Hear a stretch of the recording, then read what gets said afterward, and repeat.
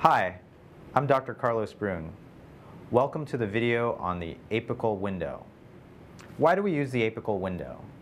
We use it to assess certain pathologies. Here you can see the left ventricle versus the right ventricle and make size comparisons.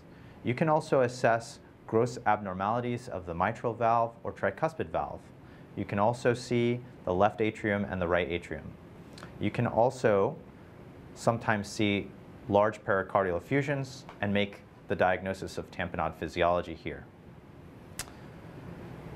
Otherwise, how would we make these diagnoses? We need to be able to define the anatomy, the right ventricle, the left ventricle, the right atrium, the left atrium, just as I mentioned. And finally, how are we going to do this? Well, let's get to practicing. We're going to perform the apical view. Notice we have a phase array probe. We've marked the indicator notch with orange tape for ease of visibility for you. We go to the apical window. We observe for the PMI, or point of maximal impulse, which is seen in up to 20% of patients. We palpate for it, which is approximately here, which can be felt in up to 40% of patients. You apply gel to the area. It can be cold. Gel is key, as you know, because air is the enemy for our ultrasound beams. This is a sterile gel packet. It does not have to be sterile. So we're going to take our probe in a pencil grip. We know the area, so we align this indicator notch with the patient's left shoulder. We take our beam and beam towards the patient's right shoulder. We place down, and we begin to see some movement. Now, for me to align this heart that we're seeing, I need to move my image to center it, or at least get a more clear image. So one thing to do can be to come downwards, since I was getting a lot of fallout. So you need to get on either side of the rib. So I'm actually moving the tip downwards, keeping the same alignment, and I'm beginning to see an apical 4, which is what we'd like to see. You want to set your depth minimally at 20, but we're going to increase it to make sure that we can see the entire image that we wish. So this is not bad. It's not perfect. What we're looking for is the relevant anatomy. We have the uppermost part of the screen is superficial. This is the apex of the heart. So you see your left ventricle, your right ventricle, your left atrium, your right atrium. Your mitral valve rather clearly, and your tricuspid valve is not terribly clear. Intermittently coming in with breathing. You need to be able to see both the mitral and tricuspid valves to make assessments of the LV to RV size ratio. So one thing that we can do is ask our model to turn himself onto his left side. The easiest way for him to do that, if he's mobile, would be to roll slightly onto his left, have his arm bent behind his head, and then he can bend his knees as comfortable. Go ahead and turn onto your left side. This may not be an option in your intensive care patients or your acutely unstable patients. Now notice as well the positioning for yourself. You will be very close to your patient. You're going to place it in the exact same site, and you're going to drape your arm over the same side of the patient that you're on. Now this will change the position of the heart in the chest and allow it to swing laterally towards the wall of the chest and can make images a bit more clear. So let's see. So here's our apical 4 image. We've done the exact same principles, and you may be able to see a little more clearly. So this can be a technique in patients stable enough to move.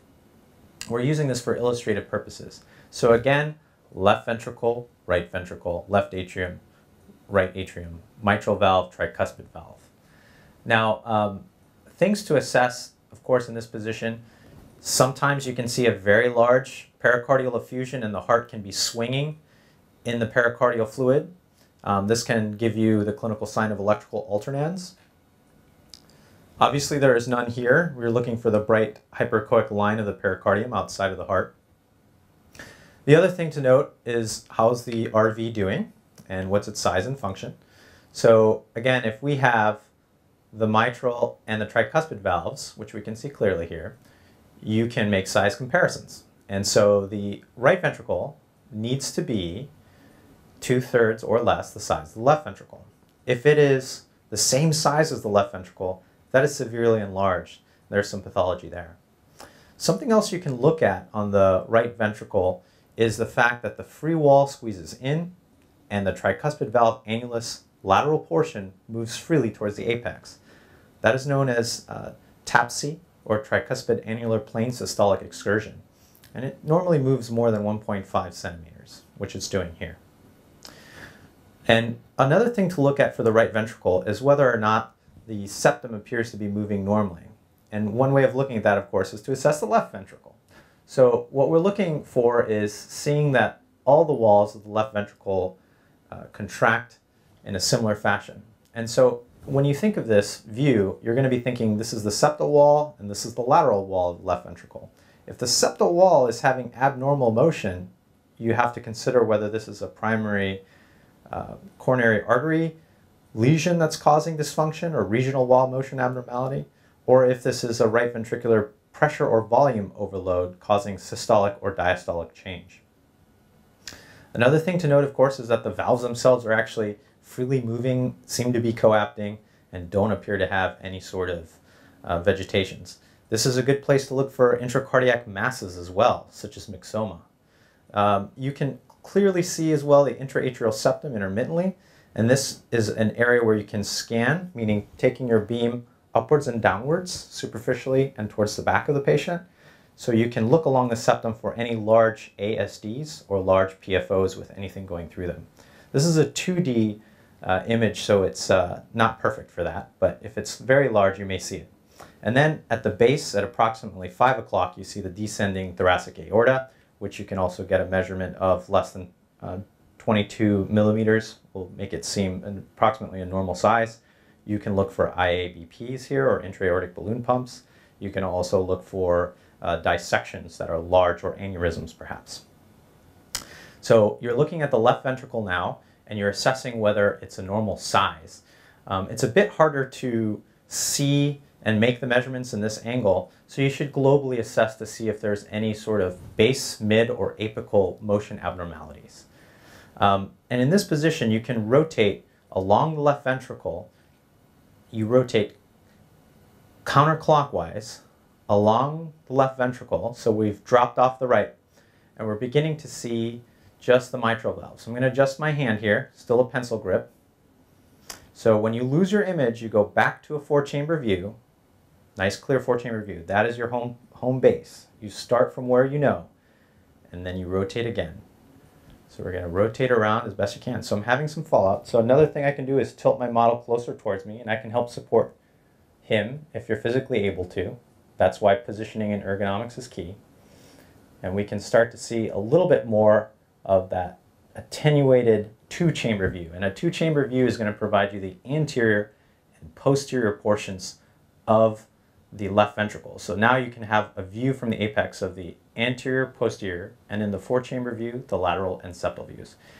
Sometimes you can, you should be able to pick up the left atrial appendage, which here I'm unable. And you can even see the coronary sinus on the left side of the screen at the base of the mitral valve. So these are some of the things that you can do to assess the apical 4 and 2-chamber.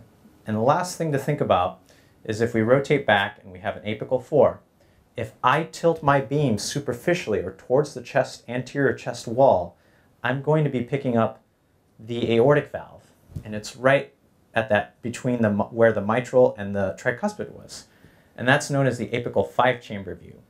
In an advanced course, you may use this to calculate velocity time integrals to assess for cardiac output. But suffice it to say, if you see this apical 5-chamber view, your beam is too superficial. You need to beam towards the back of the patient to bring out this 4-chamber view, looking at the mitral and tricuspid valves to assess the left versus the right. Very good. Now it's time for practice.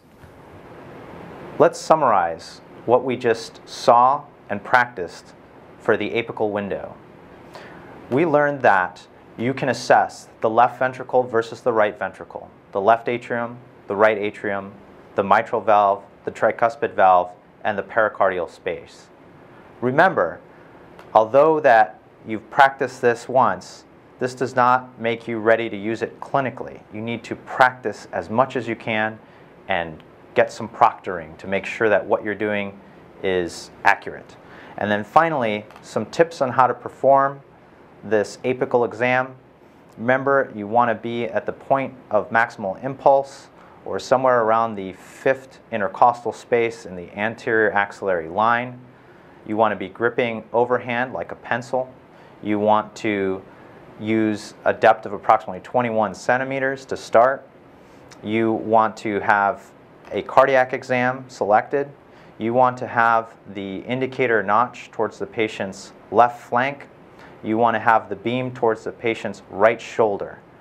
And then finally, you want to optimize your rotation and tilt to be able to get a true 4-chamber apical view. Well done. See you next time.